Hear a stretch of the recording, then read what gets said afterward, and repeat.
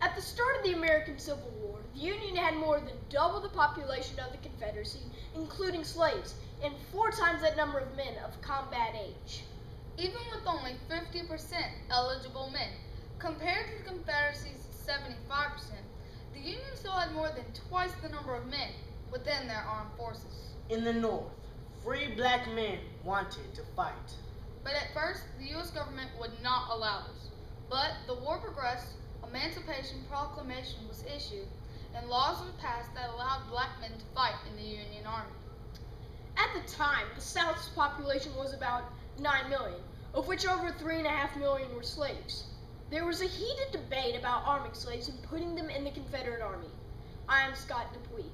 I am William Martinez. And my name is Jaime Calderon. And this is a matter of black and white, the debate over African Americans in the Confederate Army.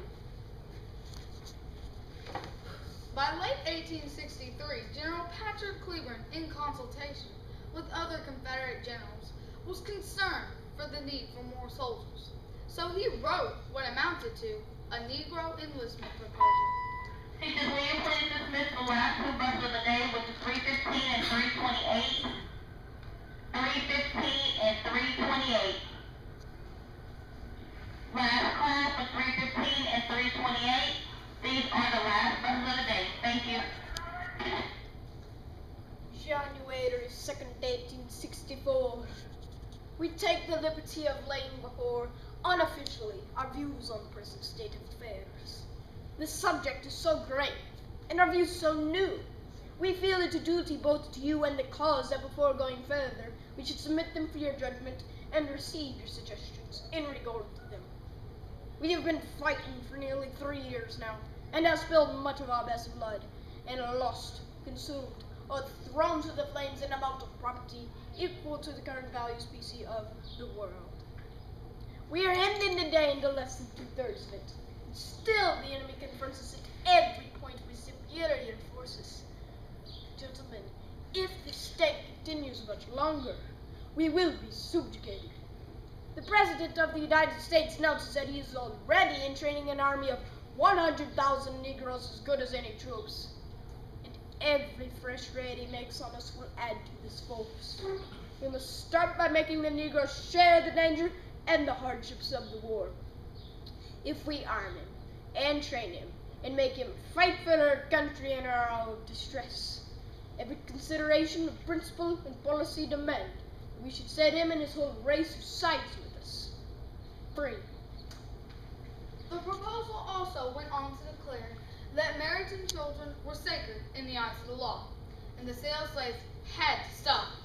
But as you would have imagined, it created quite the stir in the ranks of military. In fact, General Hal Cobb stated that the day you make slaves fight is the day you destroy our way of life. And then Major General William Walker asked for a copy of the proposal, then sent it to the War Department and President Jefferson Davis, who was completely against the idea. This is absurd.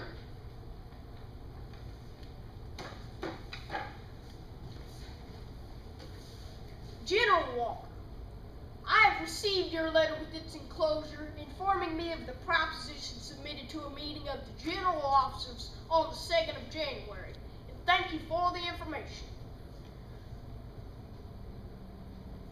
Deeming it to be injurious to the public service, I have concluded that the best policy under the circumstances will be to avoid all publicity.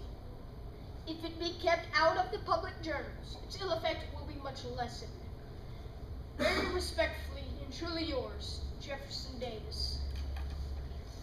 So, Cleburne's proposal was quieted, but not forgotten, because as early as May 1863, the Union established the Bureau of Colored Troops to manage the growing numbers of black men who wanted to fight. And former slave and advisor to President Lincoln, Frederick Douglass, encouraged the Union to allow blacks to fight, and then encouraged black men to enlist in the Union Army. Let the black man get upon his person the brass letter U.S. Let him get an eagle on his button and a musket on his shoulder and bullets in his pocket. no power on earth that can deny him citizenship. Two of my own sons are ready to fight. While many slaves assisted the Confederate Army as cooks, supply personnel, and personal servants, there did not appear to be any who were armed and fighting. In the North, thousands of free blacks, many former slaves enlisted and proved they could fight. By 1864, the situation for the Confederacy was growing worse. Lee's army was taking a beating by Grant's, and the Army of Tennessee was failing. And even Cleburne was killed. In October of 1864, the Richmond Enquirer has suggested that the Confederate Congress purchase 250,000 blacks, free them, and then train them as soldiers. The debate continued in newspapers in the South.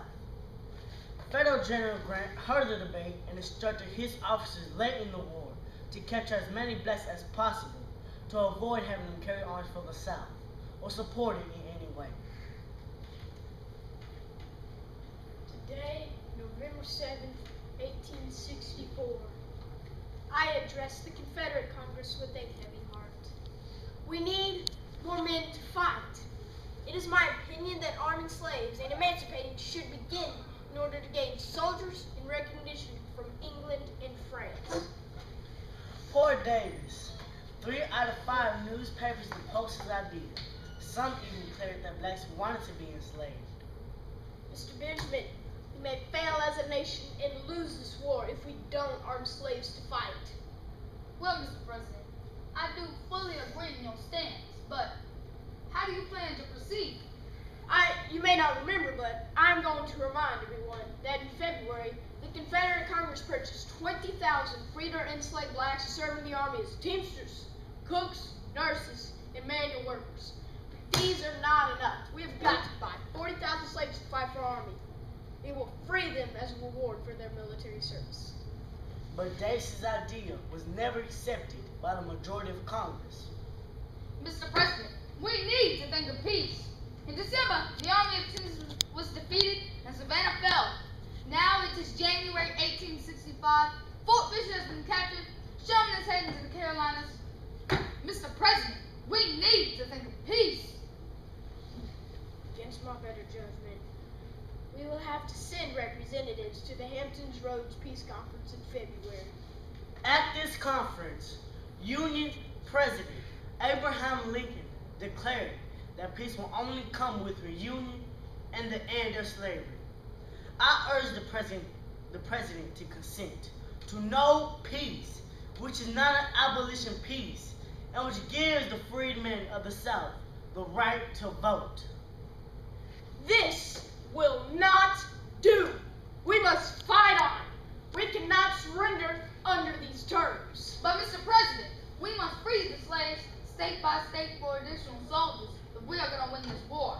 Ethelbert Barksdale of Mississippi introduced a measure allowing slaves to fight. This measure tells us to accept from the owners of slaves the service of such a number of able-bodied Negro men as you may deem expedient to perform military service. But still, they are slaves. Still, though, this is better than nothing. A letter was received from General Robert E. Lee on February 18, 1865 that supported the drafting and freeing of slaves. This turned the tide on the issue. By mid-March, freed and enslaved blacks were being formally recruited in Richmond, Virginia. And the newspapers noted that they seemed to be good soldiers, but few volunteered. Most slaves recognized that Confederate defeat would bring them freedom more swiftly, fully, and securely than Confederate victory. They also turned their backs on that offer because it caused them to fight against Lincoln, the emancipator, for Davis, the enslaver.